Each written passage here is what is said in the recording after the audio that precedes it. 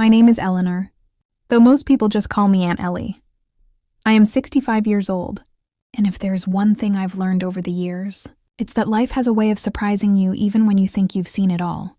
I never imagined that a simple day at the hospital could turn into a story that would teach me more about respect, dignity, and hidden strength than all the years of my life combined. It was a bright Tuesday morning when I decided to accompany my friend, Margaret, to the local clinic. Margaret was feeling unwell, and since I was free that day, I thought I would offer some company. Little did I know, this ordinary act of kindness would place me in a position I never expected. The clinic was bustling, full of patients and staff moving swiftly from one end to the other. I had always preferred to stay in the background, blending in. Just another older woman quietly navigating the world. But today, for reasons I still don't fully understand, I felt seen, or rather misjudged. As we approached the reception desk, Margaret greeted the receptionist warmly, explaining her appointment. I lingered behind her, leaning on my cane, trying not to draw attention. But apparently my presence was noted. "Don't talk to her. She's just the cleaner." My daughter-in-law, who had accompanied Margaret, whispered sharply to the receptionist. Her words were like a slap in the face, cutting through the polite hum of the clinic. I froze. I couldn't move. I couldn't even speak.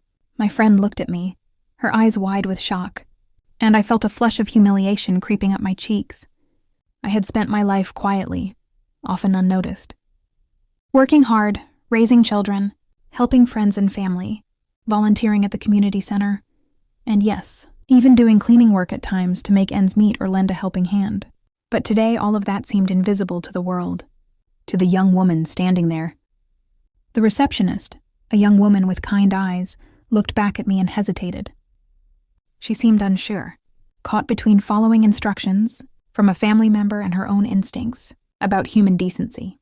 I took a deep breath, my hands trembling slightly, and spoke in a voice steadier than I felt. "I'm Eleanor, and I may not be here for an appointment today, but I am here to support my friend, and I deserve to be treated with the same respect as anyone else." The words surprised me as much as they surprised the receptionist. It was almost as if they came from someone younger, someone braver, but in truth, they were the culmination of 65 years of life, experience and quiet endurance. My daughter-in-law blinked, perhaps realizing for the first time that I was not just an invisible figure in the background. The receptionist's expression softened and she nodded politely, motioning for Margaret and me to proceed. As we sat in the waiting area, I could feel the eyes of several patients on me. I didn't feel embarrassed anymore. I felt alive. The incident, though brief, stirred something deep inside me, a recognition of my own worth, something I hadn't acknowledged fully in years. Margaret, sensing my discomfort mixed with resolve, whispered, "Ellie, you handled that beautifully." Her words were simple, but they carried weight. I smiled faintly. "Years of practice, my dear. Years of practice." I reflected on the incident as we waited for her appointment. I thought of all the times I had been underestimated, dismissed, or overlooked. The young woman's sharp words were meant to diminish me, to make me small, but instead, they reminded me of the strength I carried quietly for decades. I realized that dignity is not given. It is claimed. By the time Margaret was called in, I had settled into a calm, steady awareness of myself. No longer just an older woman in the background. No longer just the so-called cleaner in the eyes of some. I was Eleanor, complex, lived in, capable, and deserving of respect. As we left the clinic, I held my head a little higher. The world would continue to judge, to misunderstand, to underestimate. But I knew one truth. My value did not come from others' recognition. It came from knowing my own worth. That day, I began telling this story to myself, in my mind, as though I were recording a chapter of my life for posterity, because I knew, deep down, that this incident was more than just a moment of humiliation. It was the beginning of a story about respect, dignity, and the quiet power of an older woman who refuses to be invisible. After the receptionist incident, I found myself thinking about that sharp, dismissive remark for days.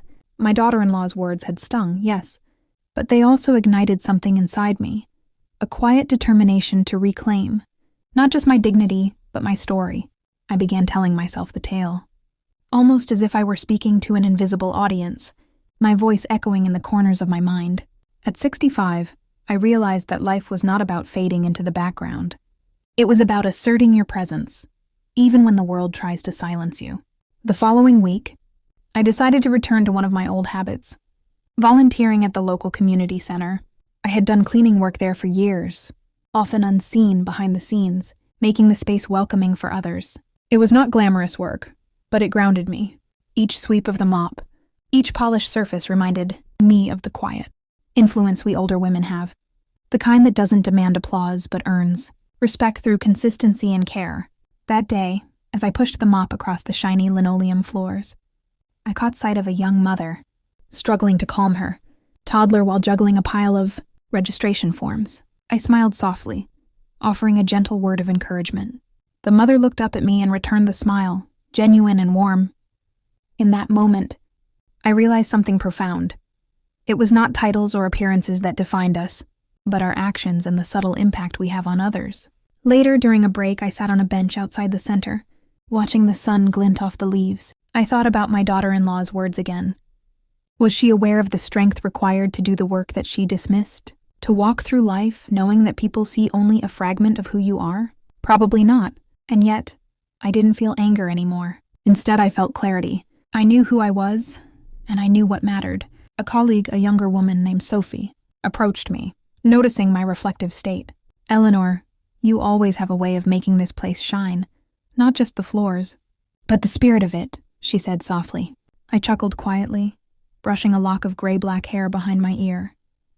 "Sophie, it's about caring, not recognition. If people see it, that's a bonus. If they don't, the work is still worth it." She nodded, impressed, and walked away.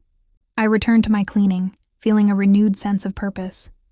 Each movement, each task became a meditation, a reaffirmation that dignity is self-created, not handed out by those who think themselves superior. In the evening, when I returned home, I sat at my writing desk, a small journal in front of me.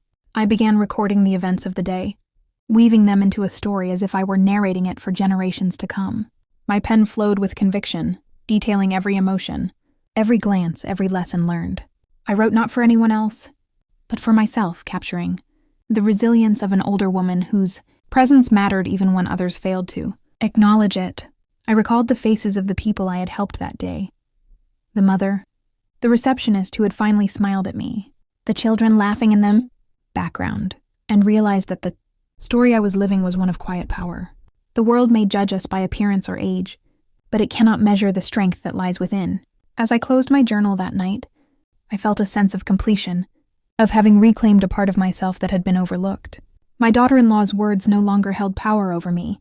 Instead, they had become a catalyst, a reminder that even in dismissal, there is opportunity to rise, to teach and to live authentically. That night, as I prepared for bed, I whispered to myself, "Eleanor, your story is far from over."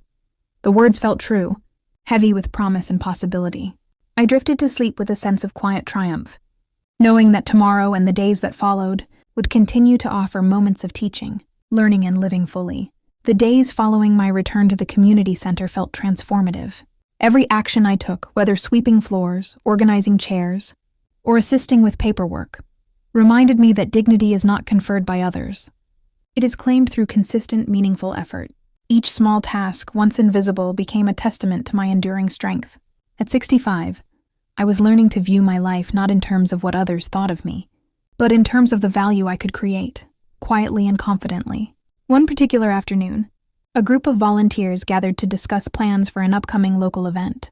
I stood at the side, observing, when a young volunteer asked, "Who usually coordinates these events?" The response was swift and dismissive from another. "Oh, that's just Eleanor. She's the older lady who cleans here." For a moment, I felt the familiar sting of dismissal, the echo of my daughter-in-law's words, but this time I smiled instead of shrinking. I walked to the center of the group, my posture straight, my voice steady. "Yes, I do more than clean," I said. "I help organize, coordinate, and ensure this place is welcoming for everyone. And I'd like to share my ideas for the event." The group paused, surprised. I could see recognition slowly replacing skepticism in their eyes. They began to listen. I proposed decorations, task assignments, and strategies for outreach. My suggestions were met with nods, smiles, and soon, collaborative energy. I felt a surge of empowerment that came not from being recognized by everyone, but from claiming my place in a space I had long nurtured. That evening, as I returned home, I reflected on the week. My daughter-in-law's harsh words were no longer painful. They were the spark that reminded me of the power of self-respect and perseverance. I began telling this story to myself, narrating it as if I were sharing it with a wider audience, giving voice to the countless older women whose contributions often go unnoticed.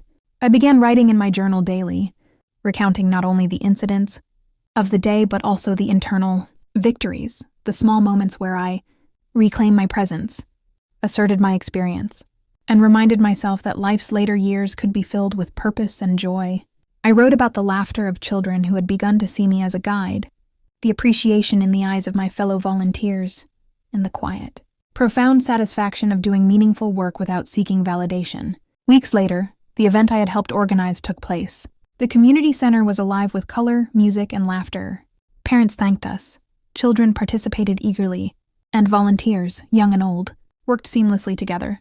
I stood near the entrance, watching the culmination of effort, patience, and quiet determination.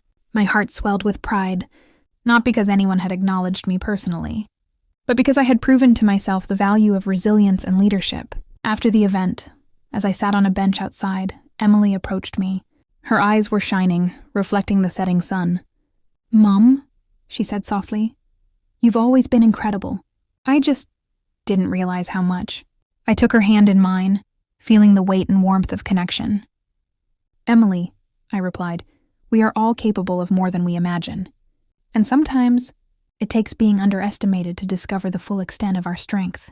That night, as I prepared for bed, I wrote the closing lines in my journal. Life does not end with age or dismissal. It begins anew when we claim our dignity and embrace our worth.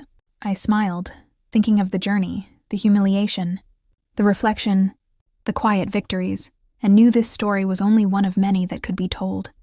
As sleep embraced me, I felt a profound sense of peace. My voice, my story, my life all mattered, and I was no longer just the older lady who cleaned. I was Eleanor, a woman of experience, resilience, and indomitable spirit, finally visible to the world and, most importantly, to myself.